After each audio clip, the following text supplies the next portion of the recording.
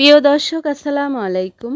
আমি জিনিয়া ঢাকা মিরপুর থেকে আবারও চলে আসলাম নতুন আরেকটি ভিডিও আপনাদের সঙ্গে শেয়ার করার জন্য। কাছে এবং দূরে, দেশ বা বিদেশ, যে যেখান থেকে আমার এই ভিডিওটি দেখছেন, আশা করছি সকলেই অনেক অনেক ভালো আছেন। বরাবরের মতো আবারও চলে আসলাম সহজ একটি রেসিপি আপনাদের সঙ্গে শেয়ার করার জন্য। আজকে আমি কাঁচা আমের মিষ্টি আচার আপনাদের সঙ্গে শেয়ার করছি। রেসিপিটা আশা করছি ভালো লাগবে। রেসিপিটা ভালো লাগলে শেয়ার করে দেওয়ার অনুরোধ রইল। এখন যেহেতু প্রচুর পরিমাণে কাঁচা আম বাজারে পাওয়া যায়, আমরা চাইলে এরকমভাবে আচার তৈরি করে কিন্তু সংরক্ষণও করে নিতে পারি। আর কোনো রকম ভিনেগার ছাড়াই আজকের এই আচারটা আমি তৈরি করেছি, সারা বছর জুড়ে খেয়ে নিব। তো চলুন কথা না বাড়িয়ে মূল রেসিপিটা দেখে নেই। এখানে আমি 10টি শুকনো মরিচ নিয়েছি, আর এই মরিচগুলো তেমন একটা ঝাল না, কম ঝালের যে মরিচটা সেইটা। আর এখানে 4টা বাংলাদেশি যে ছোট দেশি রসুন, 4টা রসুন খোসা ছাড়িয়ে নিয়েছি। আর এখানে এলাচ নিয়েছি আমি প্রায় 8-10টি।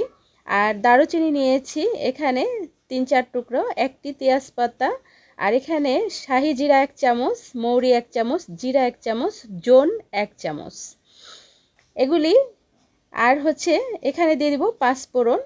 পাঁচফোড়ন আমি 2 চামচ পরিমাণে এখানে ব্যবহার করছি। এটা প্যাকেটে যে রাঁধুনি পাঁচফোড়ন, সেখান থেকে আমি 2 চামচ পরিমাণে পাঁচফোড়ন এখানে দিয়ে দিলাম। এগুলাকে আমি কিন্তু কোনো রকম ভাজাভাজি করব না। এখন দিয়ে দিচ্ছি এখানে সরিষা। এখানে প্রায় 4 টেবিল চামচ পরিমাণে কালো সরিষা। এখন দিয়ে দিব কিছুটা পানি। এখানে আমি হাফ কাপ পরিমাণে পানি দিয়ে এই সবগুলো মশলা আমি ভিজিয়ে রাখবো, যতক্ষণ না আমাদের আমগুলা প্রসেসিং হয় ঠিক ততক্ষণ পর্যন্ত। এটা ভিজিয়ে রাখলে খুব সুন্দর একটা সফট একটা পেস্ট তৈরি হবে, এর জন্য এটাকে আমি ভিজিয়ে রাখলাম। আর আমরা এখানে নিয়ে নিব আম। একটি সাইডে এখন এটা রেখে দিচ্ছি। আর আমগুলোকে খুব ভালো করে ধুয়ে পরিষ্কার করে নিয়েছি। এখানে আমি 3 কিলো আম নিয়েছি। আর এই 3 কিলো আম খুব ভালো করে খোসা সহ 3-4 বার পানি পাল্টে আমি ধুয়ে নিয়েছি। আর পানিটা যেন লেগে না থাকে, এর জন্য কিচেন টাওয়াল দিয়ে এইভাবে পানিগুলোকে আমি পরিষ্কার করে নিব। আর এই আমের গায়ে যেন কোনো রকম পানি না থাকে। আমরা কিন্তু এই আচারটা ভিনেগার ছাড়াই তৈরি করব, এর জন্য অবশ্যই পানিটাকে খুব ভালো করে মুছে নিতে হবে। এখন সবগুলো আমার মোছা হয়ে গেছে। আর আমগুলোকে আমি কেটে এইভাবে একটু কাট করে নিচ্ছি।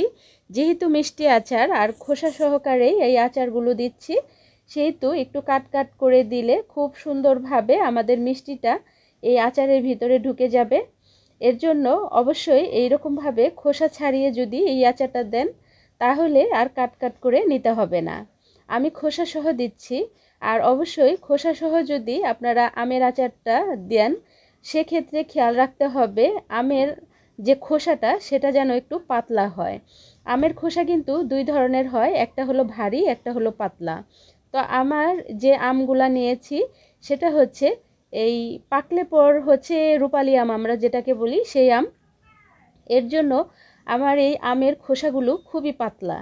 তো এর জন্য আমি আর এটাকে খোসা ছাড়িয়ে মিষ্টি আচার দিচ্ছি না, আমি খোসা সহই দিচ্ছি। এতে করে দেখতে সুন্দর লাগবে আর কালারটা আমের খুব সুন্দর একটা কালার চলে আসবে। তো সবগুলোই আমি খুব ভালো করে এইভাবে কেটে কাট করে নিয়েছি। আর আমি যেহেতু আগেই ধুয়ে নিয়েছি, এখন আর ধুবো না। এখন এই অবস্থায় এখানে হলুদ যে সরিষাটা আমাদের, সেই সরিষাটা এই ব্লেন্ডারে গুঁড়ো করে নিয়েছি। আর এখন দিয়ে দিচ্ছি এখানে 1 টেবিল চামচ পরিমাণে লবণ, আর দিয়ে দিচ্ছি হলুদের গুঁড়া 1 টেবিল চামচ পরিমাণে। এখন খুব ভালো করে এটাকে আমি মেখে নিব। এই হলুদ আর লবণ সরিষা দিয়ে মাখিয়ে নেওয়ার কারণ এটাই যদি কোনো এক্সট্রা পানি থাকে, এই লবণটা দেওয়ার কারণে পানিটা বের হয়ে যাবে। আর একটু রোদ্রে দেওয়ার কারণ যাতে করে পানিটা যদি থেকে থাকে তাহলে টেনে যায়। এই যে আমি একটা কিচেন টাওয়াল দিয়ে একটু চাপ দিলাম, দেখে বুঝতে পারছেন টাওয়ালটা কিন্তু ভিজে নাই, তার মানে ওখানে কোনো রকম পানি নাই। তো আমি 2-3 ঘন্টা একটু রোদ্রে রেখে দিয়েছিলাম। এখন ওই যে আমাদের যে মশলাটা আমি পানিতে ভিজিয়ে রেখেছিলাম সেই মশলাগুলো আমি এখন খুব ভালো করে পেস্ট তৈরি করে নিচ্ছি। এই যে আমার পেস্টটা রেডি হয়ে গেছে। এখন আমরা আচারের জন্য চুলায় একটা বড় সাইজের একটা কড়াই বসিয়ে দিলাম। আসলে আচারটা যেহেতু 3 কিলো পরিমাণে, সেহেতু কড়াইটা একটু যদি একটু বড় সাইজের হয় তাহলে আচারগুলো ভেঙে যাবে না। এর জন্য অবশ্যই চেষ্টা করবেন একটা বড় ধরনের কড়াইতে আচার দেওয়ার জন্য, যদি বেশি পরিমাণে আচার হয় সেক্ষেত্রে। আর আচারটা একটু বড় পাত্রে দিলে কি হয়, আচারগুলো ভেঙে যায় না, গলে যায় না। তো এখানে আমি 3 কেজি আমের জন্য হাফ কেজি পরিমাণে সরিষার তেল দিয়েছি। আর সরিষার তেলটা একদম ভাঙানো, দেশের থেকে আনিয়ে নেওয়া হয়েছে। আর যে পেস্টটা তৈরি করে নিয়েছিলাম সেখান থেকে আমি অর্ধেকটা পেস্ট, এখানে অর্ধেকের বেশিটা প্রথমে দিয়ে কিছুক্ষণ লবণ দিয়ে ভুনে নিয়েছি। তারপর এখন বাকি যে পেস্টটা আমি রেখেছিলাম কিছুটা, সেইটাও এখন দিয়ে আমি আরও কিছুক্ষণ খুব ভালো করে ভুনে নিলাম।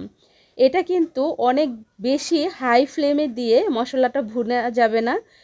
হাই ফ্লেমে দিলে যদি মশলাটা আমাদের ভুনি, সেক্ষেত্রে কি হবে, আমাদের মশলাটা পুড়ে যাবে। আর যদি মশলাটা পুড়ে যায় সেক্ষেত্রে কিন্তু আচারের সুন্দর ফ্লেভারটা নষ্ট হয়ে যাবে। তো মশলাটা ভুনে নেওয়ার পর আমাদের যে আমগুলো রোদ্রে দিয়েছিলাম সেই আমগুলো এখন আমরা এখানে দিয়ে দিলাম। আর আমার বাসার লাইটটায় অনেক প্রবলেম করতেছিল। আর যখন আমার মূল ভিডিওটা যখন মানে আমটা বাগার দিচ্ছি, তখনই আমাদের বাসার বিদ্যুৎটা একটু ডিস্টার্ব দিচ্ছিল। এর জন্য সবার কাছে ক্ষমা চাচ্ছি। তো এখন দিয়ে দিব হচ্ছে চিনি। আমি যেহেতু মিষ্টি আচার এটা তৈরি করছি, সেহেতু আমি কিন্তু এখানে হলুদ, মরিচ, ধনিয়া কোনো কিছুই এক্সট্রার ব্যবহার করছি না। আমরা যে মশলাটা পেস্ট তৈরি করে নিয়েছিলাম শুধু সেই পেস্টটাই। আর আচারের কালারটা যেন একদম সুন্দর সবুজ আর একটু সুন্দর থাকে, এর জন্য কিন্তু আমি একটু হলুদের গুঁড়া দিয়ে মেখে রোদ্রে দিয়েছিলাম। এটা জানি কালচে ভাব না হয় সেই জন্য। আচার কিন্তু কালচে ভাব যদি হয় তাহলে কিন্তু দেখতে ভালো লাগে না। এর জন্য আচারটা যখনই আপনারা দিবেন সেক্ষেত্রে সঙ্গে সঙ্গেই হলুদ দিয়ে, সামান্য একটু হলুদ দিয়ে মেখে নেবেন, তাহলে আচারটার কালচে ভাব হয় না। তো এখানে আমাদের চিনি দিয়ে দিলাম আমি দুইবারে। প্রথমে দিয়েছিলাম 700 গ্রাম পরিমাণে, তারপর আমি আবারও 300 গ্রাম পরিমাণে এখানে চিনি ব্যবহার করলাম। টোটাল আমি এখানে 1 কেজি পরিমাণে চিনি ব্যবহার করলাম। আর এই চিনিটাই একদম পারফেক্ট হয়েছিল। আর 3 কেজি আমের জন্য আমার এখানে 1 কেজি পরিমাণে চিনি লেগেছে। আর আচারটা একদম পারফেক্ট, যতটুক মিষ্টি হওয়া দরকার আচারে ঠিক ততটুকুই হয়েছে। তো এই যে আমাদের অনেকটা পানি উঠে আসছে, চিনিটা গলে গেছে আর চিনির থেকে অনেকটা পানি উঠে আসছে। এর জন্য এটাকে আমি 1-2টা বলক দেওয়ার পর আমি 2-3 ঘন্টা চুলাটা বন্ধ করে রেখে দিয়েছিলাম। এতে করে চিনিটা খুব সুন্দরভাবে আমের ভিতরে ঢুকে যাবে। আর আমটা যখন আচারটা আমরা দিব তখন একদমই ভেঙে যাবে না। আর যদি আমরা চুলায় আমটা দেওয়ার পর, চিনি দেওয়ার পর অনবরত নাড়তে থাকি আর চিনির পানিটা শুকাতে থাকি, সেক্ষেত্রে চিনির পানিটা যেটা আমাদের গ্রেভি, সেই গ্রেভিটা অনেকটা আঠালো ভাব চলে আসবে, কিন্তু কোনো রকম আমের ভিতরে এই জুসিনেস ভাবটা আসবে না। আর চিনিটা বা গুড়টা, যেটাই আপনারা মিষ্টি আচারে ব্যবহার করেন, চিনির পরিবর্তে গুঁড়ো যদি দেন সেক্ষেত্রে আমের ভিতরে ঢুকবে না। অতএব চিনি দেওয়ার পর আপনারা 5 মিনিটের মতো এটাকে খুব ভালো করে, যখন বলক চলে আসবে, জাল আসবে, তখন অবশ্যই চুলাটা বন্ধ করে বা নামিয়ে, কেউ চাইলে 1 দিন রাখতে পারেন, আবার কেউ চাইলে 3-4 ঘন্টা রেস্টে রেখে আমের আচারটা যখন আবার ঠান্ডা হবে তখন চুলায় বসাবেন। সেক্ষেত্রে একদম পারফেক্টভাবে আমগুলোও সুন্দর থাকবে আর আমের ভিতরে মিষ্টি ভাবটাও একদম পারফেক্টভাবে ঢুকে যাবে। তো এই যে আমাদের আচারগুলা কিন্তু খুবই সুন্দর একটা কালার আসছে, খোসাটা কিন্তু কোনো রকম কালচে ভাব হয়নি। আর আচারটা দেখতে বেশ হয়েছিল। তো আমি এখন আচারটা এই যে খুব ভালো করে জাল দিয়ে নেওয়ার পর আমাদের চিনির পানিটা শুকিয়ে গেছে আর আমাদের তেলটা উপরে উঠে আসছে। এই যে আচারটা, এই যে ফাইনালি লুক হচ্ছে এইটা। তো এটাকে আমি এরকম একটা কাচের ডিশে আমি রেখে দিব। বাহিরে 2 মাস রাখতে পারবো আর ফ্রিজে রেখে 1 বছর এটাকে খেতে পারবো। আশা করছি রেসিপিটা ভালো লেগেছে। রেসিপিটা ভালো লাগলে অবশ্যই লাইক, কমেন্ট, শেয়ার করে দিবেন। আর যদি আমার চ্যানেলে কেউ নতুন বন্ধু হয়ে থাকেন তাহলে অবশ্যই 24 ঘন্টা অপেক্ষা করবেন। 24 ঘন্টা পর আমিও আসবো আপনাদের চ্যানেলটিকে ভিজিট করার জন্য। তো ভালো থাকবেন। আল্লাহ হাফেজ। আসসালামু আলাইকুম।